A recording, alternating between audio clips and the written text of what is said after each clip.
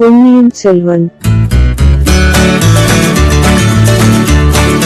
மூன்றாம் பாகம் 43ஆம் அத்தியாயம். நந்தி மண்டபம். மறுநாள் பகல் மீண்டும் பெரிய பிக்ஷு பொன்னியின் செல்வனை பார்ப்பதற்கு வந்தார். அவரிடம் பல கேள்விகள் கேட்பதற்கு இளவரசன் துடித்துக் கொண்டிருந்தான். சின்ன பிக்ஷுவிடம் அவன் கேள்வி கேட்டு விவரம் அறிந்து கொள்ளச் செய்த முயற்சிகள் பலிக்கவில்லை. ஐயா, எல்லாம் குருதேவர் தெரிவிப்பார் என்று ஒரேவித மறுமொழிதான் திரும்ப திரும்ப வந்தது. குருதேவர் வந்ததும், இளவரசே, இப்போது உடம்பு எப்படி இருக்கிறது என்று கேட்டார். ஐயா, உடம்பு என்னை மிகவும் தொந்தரவு படுத்துகிறது. எதற்காக சோம்பி படுத்திருக்கிறாய்? எழுந்து ஓடு, குதிரை மேல் ஏறு, நதியில் குதித்து நீந்து, யானையுடன் சண்டை போடு, வெறுமனே படுத்திராதே என்கிறது. வயிறும் வெகு சுறுசுறுப்பாயிருக்கிறது. சின்ன பிக்ஷு கொண்டு வந்து கொடுத்த உணவெல்லாம் போதவில்லை. ஆச்சாரியரே, இத்தனை நாள் நான் கடும் சுரம் நீடித்து நினைவு தவறியிருந்தேன் என்பதையே நம்ப முடியவில்லை. தங்களுடைய மருந்து அவ்வளவு அற்புதமான வேலை செய்திருக்கிறது என்று சொன்னான் பொன்னியின் செல்வன். ஐயா, உடம்பின் பேச்சை ரொம்பவும் நம்பிவிடக் கூடாது. சுரம் தவிர்ந்ததும் அப்படித்தான் இருக்கும். கொஞ்சம் அசட்டையாயிருந்தது. இரண்டாம் தடவை சுரம் வந்துவிட்டால் உயிருக்கே ஆபத்தாக போய்விடும். குருதேவரே, என்னுடைய உயிருக்கு வரக்கூடிய ஆபத்தை பற்றி நான் அவ்வளவாக பயப்படவில்லை. தாங்கள கவலைப்படவில்லை. சரிதான். ஆனால் இந்த சோழ நாட்டில் உள்ள கோடி மக்கள் சென்ற 4-5 தினங்களாக எவ்வளவு கவலைப்பட்டு கொண்டிருக்கிறார்கள் தெரியுமா? நாடு நகரங்கள் எல்லாம் அல்லோல கல்லோலப்படுகின்றன. சின்னஞ்சிறு குழந்தைகள் முதலாவது வயோதிகர்கள் வரையில் கண்ணீர் விடுகிறார்கள். ஐயா, தாங்கள் சொல்லுவது ஒன்றும் எனக்கு விளங்கவில்லை. ஜனங்கள் எதற்காக அவ்வளவு வருத்தப்பட வேண்டும்? ஒருவேளை நான் இந்த சுரம் குணமாக்கி பிழைக்க மாட்டேன் என்ற எண்ணத்தினாலா? சூடாமணி விஹாரத்தில் தாங்கள் எனக்கு சிகிச்சை செய்து வருகிறீர்கள் என்று தெரிந்திருக்கும் போது ஜனங்கள் ஏன் கவலைப்பட வேண்டும்?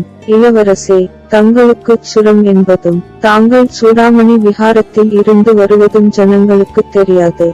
இந்த நகரத்தின் மாந்தர்களுக்கு அது தெரிந்திருந்தால் இந்த விஹாரத்தில் இவ்வளவு அமைதி குடி கொண்டிருக்குமா?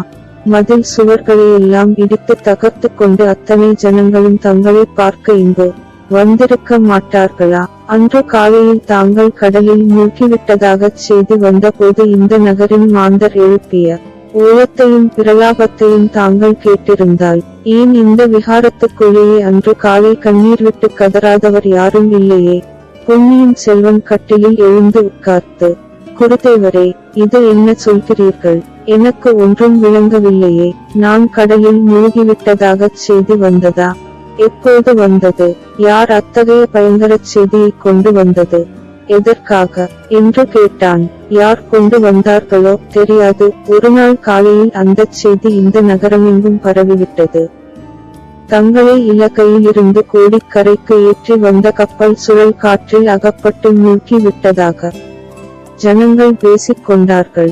கோடிக்கரையோரமாக தனாதிகாரி பழுவேட்டரையர் தங்களை எவ்வளவோ தேடியும் தங்கள் உடல் கூட அகப்படவில்லை என்றும், ஆகையால் கடலில் மூழ்கி போயிருக்க வேண்டும் என்றும் பராபரியாகச் செய்தி பரவிவிட்டது. அதை கேட்டுவிட்டு நான் கூட இந்த விஹாரத்தின் வாசலில் நின்று வருத்தப்பட்டு கொண்டிருந்தேன். அப்போது இன்னொரு பிக்ஷு வந்து நோயாளியை ஏற்றிக் கொண்டு ஒரு படகு விஹாரத்தின் பின்புறத்து கால்வாயில் வந்திருப்பதாக தெரிவித்தார்.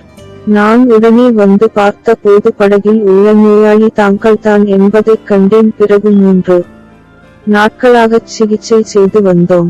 நேற்றுத்தான் தங்களுக்கு நினைவு வந்தது. ஆச்சாரியரே, என்னை படகில் ஏற்றிக் கொண்டு வந்தது யார்? சொல்ல முடியுமா?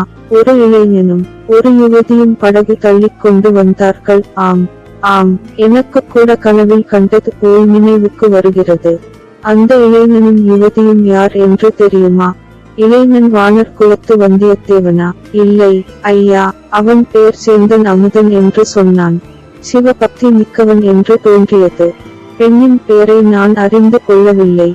தேக திடமும் மனோவலியும் வாய்ந்தவள். அவன் யார் என்று நான் ஊகிக்க முடியும். ஓடக்கார பூங்குழலி தியாக விடங்கரின் மகள். அவர்கள் என்னை எதற்காக இங்கே அழைத்து வந்தார்கள் என்று சொல்லவில்லையா?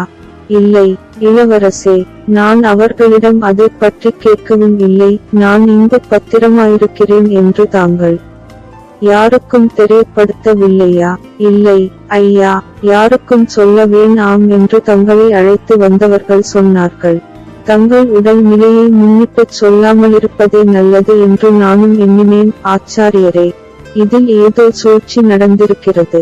என்னை சிறைப்படுத்திக் கொண்டு வரும்படி என் தந்தை மும்முடி சோழ மகாராஜா கட்டளையிட்டிருந்தார். அதற்கிணங்கவே நான் இலங்கையிலிருந்து புறப்பட்டேன். நடுவில் ஏதேதோ சம்பவங்கள் நிகழ்ந்துவிட்டன. சக்கரவர்த்தியின் கட்டளைக்கு விரோதமாக நான் நடந்தேன் என்று குற்றம் சாட்டுவதற்காக இந்தச் சூழ்ச்சி நடந்திருப்பதாகவும் தோன்றுகிறது. நான் கடலில் மூழ்கி இறந்து விட்டதாகவும் கதை கட்டி விட்டிருக்கிறார்கள்.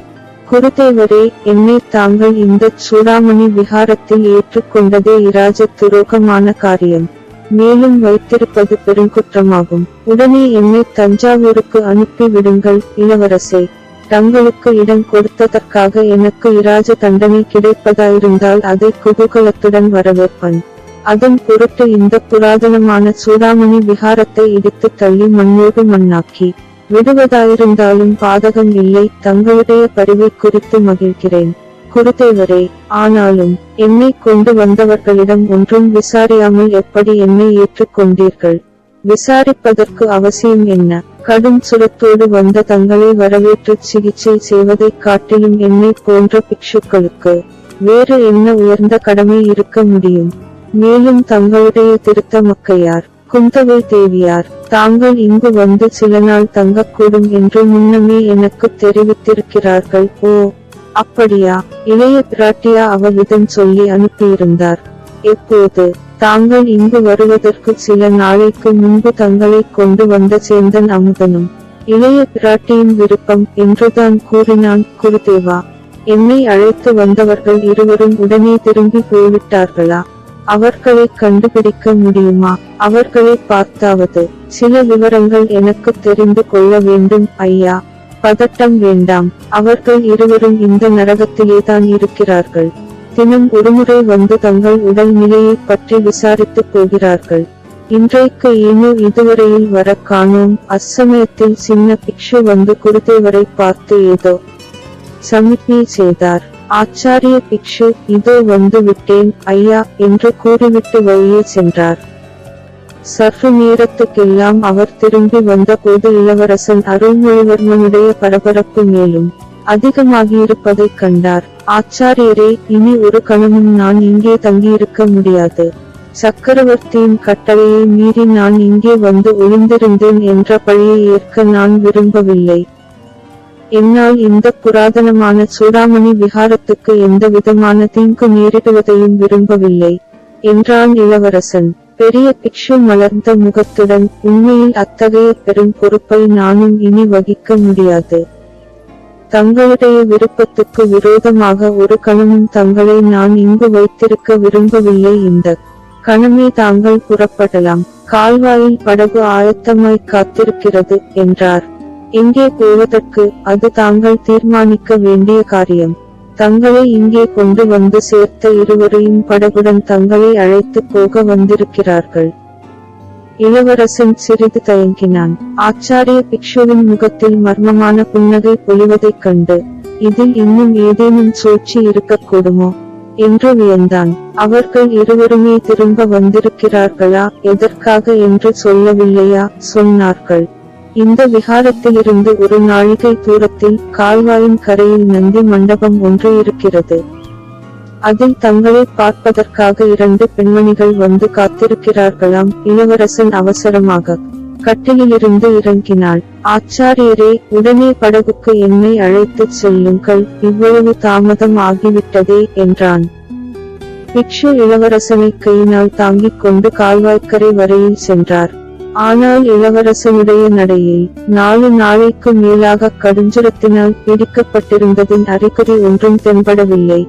ஏறுபோல் நடந்து பொன்னியின் செல்வன் கம்பீரமாக வருவதைக் கண்டு சேந்தன் அமுதன் பூங்குழலி இருவருடைய முகங்களும் மலர்ந்தன. அருள்மொழிவர்மன் படகில் ஏறி உட்கார்ந்ததும் பிக்ஷு அவனை பார்த்து, ஐயா, தங்களுக்கு ஏதேனும் சேவை செய்ய வாய்ப்பு கிடைத்தால் அதை இந்த சூடாமணி விஹாரத்து பிக்ஷுக்கள் அனைவரும் பெரும் பாக்கியமாக கருதுவோம். தாங்கள் திரும்பவும் இங்கு வந்து ஒரு வாரம் தங்கி உடல் வலிவு பெற்று போவது நலம் என்றார்.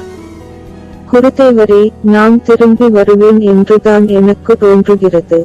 இல்லாவிடில் இவ்வாறு மற்ற பிக்ஷுக்களிடம் சொல்லிக் கொள்ளாமல் அவசரமாக புறப்பட்டிருக்க மாட்டேன் என்றான் இளவரசன். படகு நகரத் தொடங்கியதும் சேந்தன் பூங்குழலி இருவரையும் மாறி மாறி பார்த்து, இக்கால்வாயின் வழியாக நீங்கள் என்னை அழைத்துக் கொண்டு வந்தபோது நீங்கள் தேவலோகத்தவர்கள் என்றும் சொர்க்கத்துக்கு என்னை அழைத்துப் போகிறீர்கள் என்றும் எண்ணியிருந்தேன்.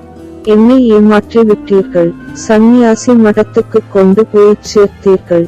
போனால் போகட்டும். கடலில் நீந்தி கை சளைத்து நினைவிழந்து போனதிலிருந்து நடந்ததையெல்லாம் உங்களிடம் கேட்க வேண்டும். அதற்கு முன்னால் நந்தி மண்டபத்தில் எனக்காக காத்திருப்பவர்கள் யார் என்று சொல்லுங்கள் என்றான் இளவரசன். இருவரையும் பார்த்து அருள்மொழிவர்மன் கேட்ட போதிலும் பூங்குழலி வாய் திறக்கவில்லை. சேந்தன் அமுதன்தான் மறுமொழி கூறினான். குந்தவை பிராட்டியும் கொடும்பாளூர் இளவரசியும் ஆனைமங்கலத்துக்கு வந்திருப்பதையும் அங்கிருந்த நந்தி மண்டபத்துக்கு வந்து காத்திருப்பதையும் தெரிவித்தான்.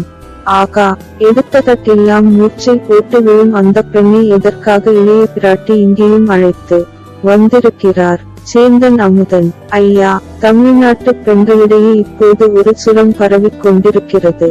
புனிதமான சைவ சமயத்தை விட்டுவிட்டு புத்த மதத்தைச் சேர்ந்து பிக்ஷுணிகள் ஆகப் போவதாகச் சொல்லி கொண்டிருக்கிறார்கள் என்றான். அப்படியார்? யார் சொல்லிக் கொண்டிருக்கிறார்கள்? கொடும்பாளூர் இளவரசி அவ்விதம் சொல்லிக் கொண்டிருக்கிறாராம். இதோ இந்த பெண்ணரசியும் அவ்வாறு சொல்லிக் கொண்டிருக்கிறாள். 2 பேர்தானே? அமுதா, அதனால் சைவ சமயத்துக்கு நஷ்டம் வந்துவிடாது. இலங்கையில் பிக்ஷுணிகள் தவ வாழ்க்கை நடத்தும் மடங்கள் பலவற்றை நான் அறிவேன்.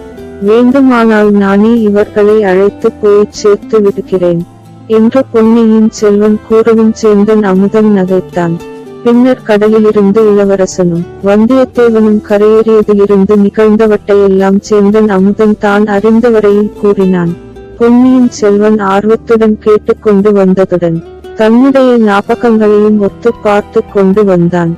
அதோ நந்தி மண்டபம் என்று பூங்குழலி கூறியதும் இளவரசன் அவள் சுட்டிக் காட்டிய திசையை நோக்கினான்.